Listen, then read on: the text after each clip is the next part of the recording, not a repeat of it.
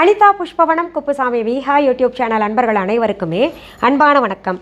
நம்முடைய யூடியூப் சேனலை தொடர்ந்து மார்கழி மாதத்தை முன்னிட்டு திருப்பாவை பாசுரங்கள் விளக்கத்தோடு பார்த்துக்கிட்டு வரோம். இன்றைக்கு இந்த பதிவில் 10வது திருப்பாவை பாடலை விளக்கத்தோடு பார்க்கலாம். அதற்கு முன்பாக இன்றைக்கு பிறந்த நாள் மற்றும் திருமண நாள் காண இருக்கின்ற அனைவருக்குமே என்னுடைய வாழ்த்துகள்.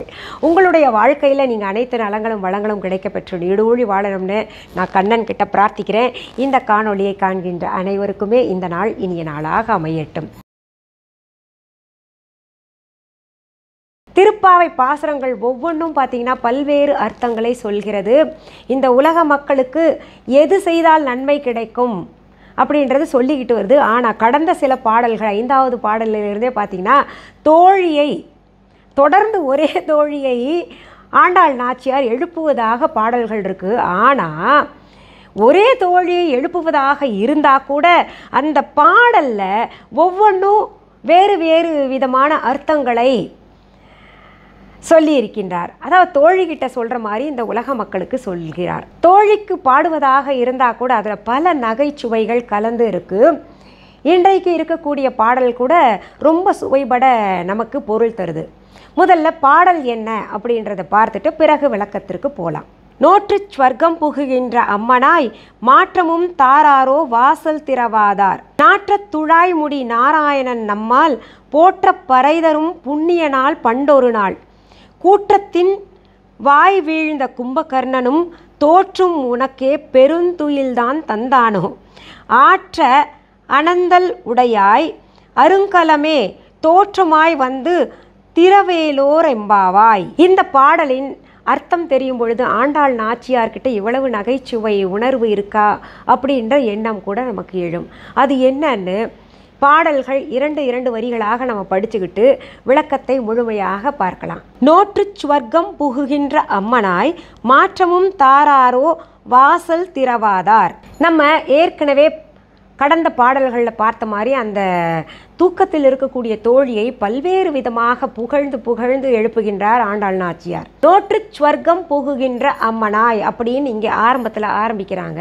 என்ன சொல்கிறாங்கன்னா, நம்ம செய்த புண்ணியங்கள் காரணமாக நம்ம இன்னைக்கு நல்லபடியாக வாழ்ந்துக்கிட்டு இருக்கிறோம்.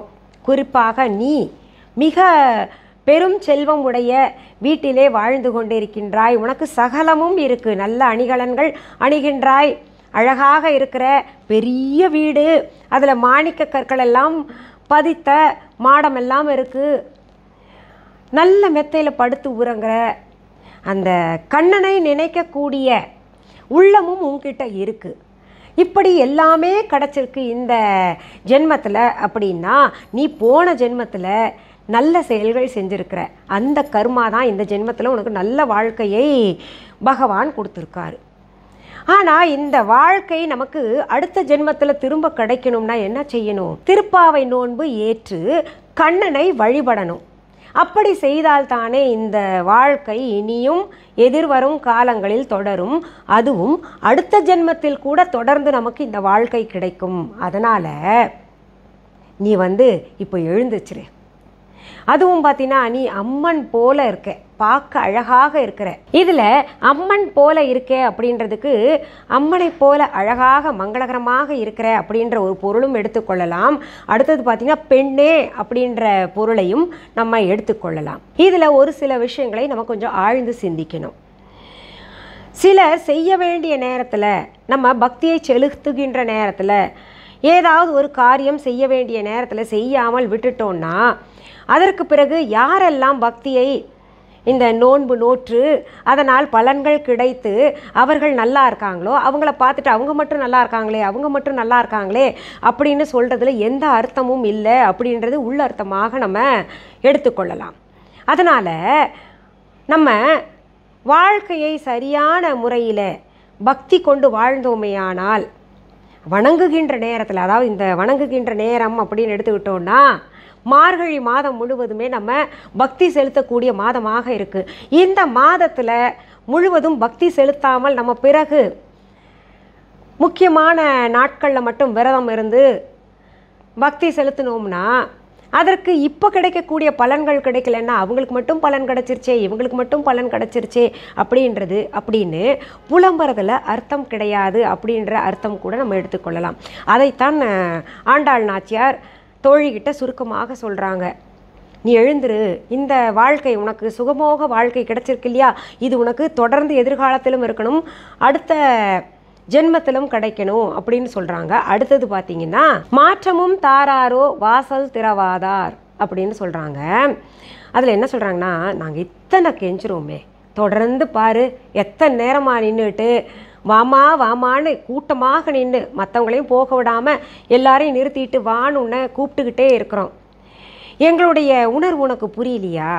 எங்களை நீ மதிக்க மாட்டியா? இல்லை எனக்கு வர விருப்பம் இல்லை, எனக்கு தூக்கம் வருது அப்படின்னு ஒரு மாற்றமான பதில் சொன்னால் கூட பரவாயில்ல, அதுவும் சொல்ல மாட்டேங்கிற, எங்களை வந்து பார்க்கவும் மாட்டேங்கிற, கதவும் திறக்க மாட்டேங்கிற, எந்த ஒரு விதமான சலனமும் இல்லாமல் நீ படுத்தே கிடக்கிறியே, வந்து கதவை திறக்க மாட்டியா அப்படின்னு திரும்ப கூப்பிடுறாங்க. அடுத்த வரிகள் பார்க்கலாம். நாற்றத்துழாய் முடி நாராயணன் நம்மால் போற்ற பறை தரும் புண்ணிய நாள் பண்டொரு நாள் கூற்றத்தின் வாய் வீழ்ந்த கும்பகர்ணனும்.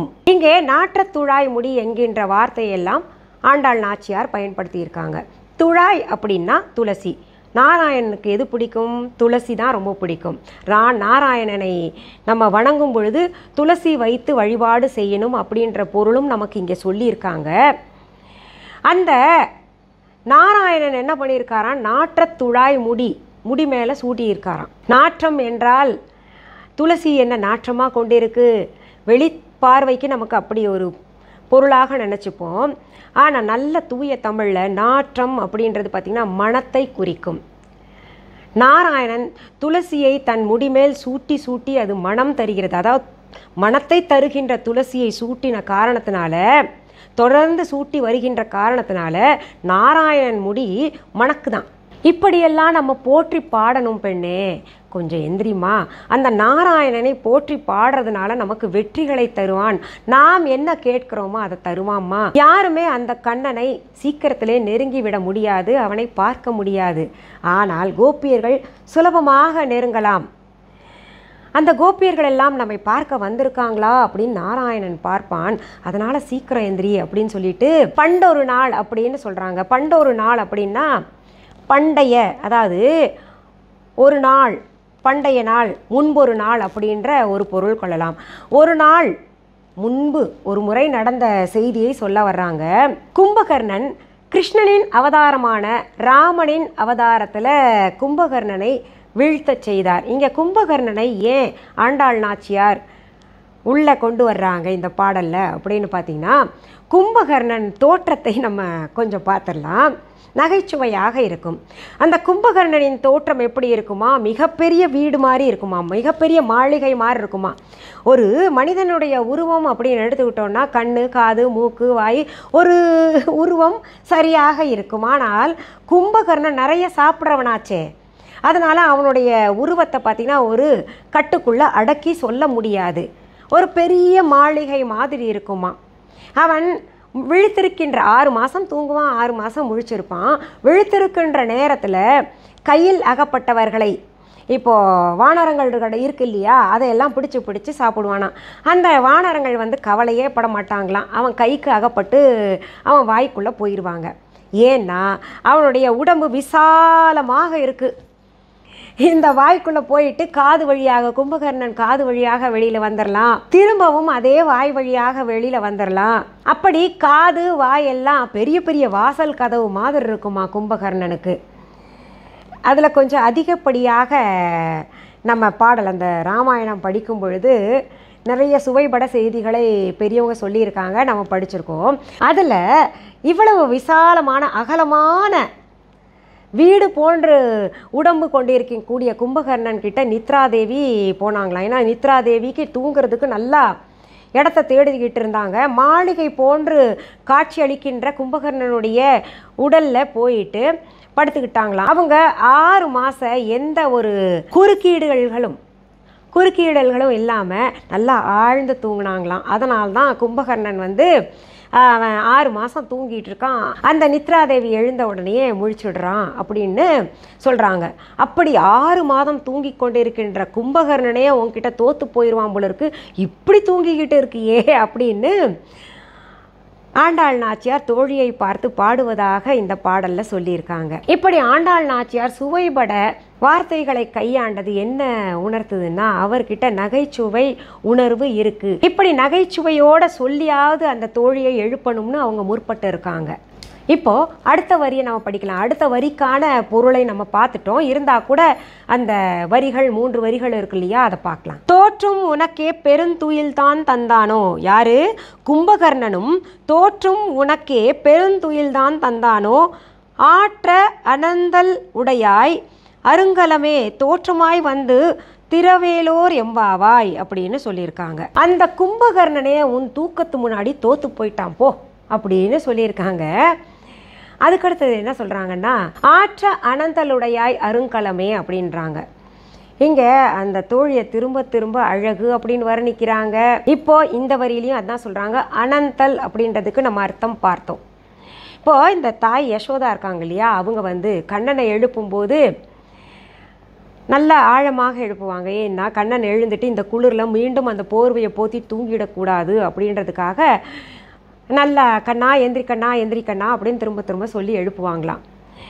அவர் எழுந்து உட்கார்ந்த உடனேயே அந்த தூக்க கலக்கத்தோடு எழுந்து உட்கார்றார் இல்லையா, அனந்தல் அப்படின்றது நம்ம ஏற்கனவே பார்த்துருக்கோம் கடந்த பாடலில்.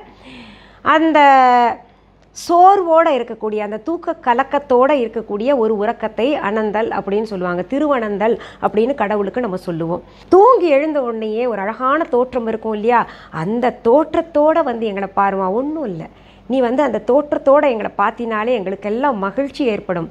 ஏன்னா உன்னை பார்த்தாலே மங்களகரமாக இருக்கும், அதுவும் தூங்கி எழும்பொழுது உன் முகம் இன்னும் பொலிவோடு இருக்கும். அந்த முகத்தை நாங்கள் பார்க்கறதுக்காக காத்துக்கிட்டு இருக்கிறோம். எங்களுக்கு உன்னை விட்டுட்டு போகவே பிடிக்க மாட்டேங்குது, நீ வந்தாதான் எங்கள் கூட்டமே கலகலன்னு இருக்கு, வாமா கதவை தரமா அப்படின்னு கூப்பிடுவதாக இந்த பாடலில் பொருள் பொதிந்திருக்குது. சரி, இந்த பாடல் விளக்கம் கேட்ட பின்னாடி இவ்வளவு நல்லா இருக்கே, இவ்வளவு சுலபமா அப்படின்ற ஒரு எண்ணம் உங்களுக்கு ஏற்படும். இந்த சுவையை உங்களுடைய உற்றார் உறவினர்கள் எல்லாம் அனுபவிக்கணும் இல்லையா, இந்த பாடல்களுடைய சுவையை தெரிஞ்சுக்கணும் இல்லையா, அதனால் நீங்கள் என்ன பண்ணணும்னா அவங்களுக்கெல்லாம் ஷேர் பண்ணுங்கள். என்னுடைய யூடியூப் சேனலை இது வரைக்கும் சப்ஸ்கிரைப் பண்ணலைன்னா உடனே சப்ஸ்கிரைப் பண்ணிக்கோங்க. பக்கத்தில் கோவில் மணி போன்று தோற்றம் அளிக்கின்ற அந்த பெல் ஐக்கான் பட்டனை அழுத்திக்கோங்க. ஆல் என்கின்ற ஆப்ஷனையும் அழுத்திக்கோங்க.